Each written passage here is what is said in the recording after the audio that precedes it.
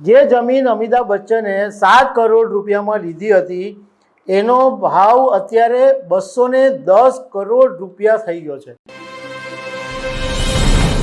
Amitabh Bachchan investment માટે જાણીતા છે। ઘણી વખત મુંબઈમાં પણ મોટા પાયે જમીનોમાં કે ફ્લેટમાં ઇન્વેસ્ટમેન્ટ કરતા હોય છે, પરંતુ તમને જાણીને નવાઈ લાગશે કે અમિતાભ બચ્ચનનું ગુજરાતમાં પણ મોટું ઇન્વેસ્ટમેન્ટ છે અને 11 વર્ષની અંદર અમિતાભ બચ્ચને આ ઇન્વેસ્ટમેન્ટમાં મોટી કમાણી પણ કરી લીધી છે।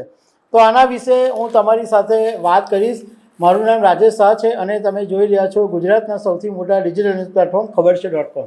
જ્યારે નરેન્દ્ર મોદી ગુજરાતના મુખ્યમંત્રી હતા ત્યારે અમિતાભને ઘણી વખત બ્રાન્ડ એમ્બેસેડર બનાવવામાં આવેલા કચ્છ માટે કે બીજા બધા કામો માટે, અને એ રીતના અમિતાભ બચ્ચને 2011ની અંદર જે ગિફ્ટ સિટી બનાવ્યું છે એની સામે શાહપુરમાં 7 કરોડ રૂપિયામાં જમીન લીધી હતી 2011 અને આજે થઈ ગઈ 2026, એટલે એમ માનો કે 14 વર્ષ થઈ ગયા।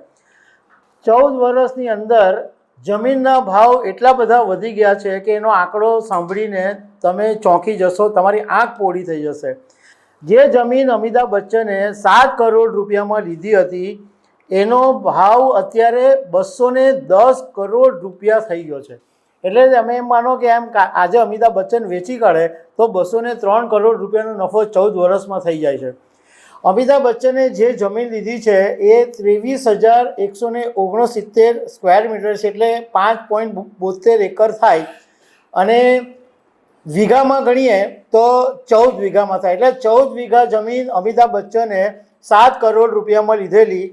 હવે ત્યાંના જે લોકો છે આજુબાજુના, અને અમે ઘણી બધી વેબસાઇટ ઉપર બી તપાસ કરી તો એવી ખબર પડી કે 1 વીઘાનો ભાવ 15 કરોડ રૂપિયા છે, એટલે 210 કરોડ રૂપિયાની અત્યારની વેલ્યુએશન થઈ ગઈ છે। એટલે 14 કરોડ રૂપિયામાં આટલા બધા રૂપિયા કમાઈ ગયા। આટલું નથી, હજુ તો બીજું આવે છે। જાન્યુઆરી 2026ની અંદર અમિતાભ બચ્ચનના દીકરા અભિષેક બચ્ચને આ જમીન ઉપર કોમર્શિયલ અને રેસિડેન્શિયલ પ્રોજેક્ટ માટે લોટસ ડેવલપર્સ સાથે એગ્રીમેન્ટ કર્યા। આ લોટસ ડેવલપર્સનું ગુજરાતમાં આ પહેલો પ્રોજેક્ટ છે, અને આ કરાર મુજબ એવું નક્કી થયું છે કે આખો જે પ્રોજેક્ટ છે એનું ડિઝાઇન, પ્લાનિંગ, બાંધકામ એ બધું લોટસ ડેવલપર્સ કરશે। જમીન બચ્ચન ફેમિલીની રહેશે અને પ્રોફિટ શેરિંગ આની અંદરથી કરવામાં આવશે।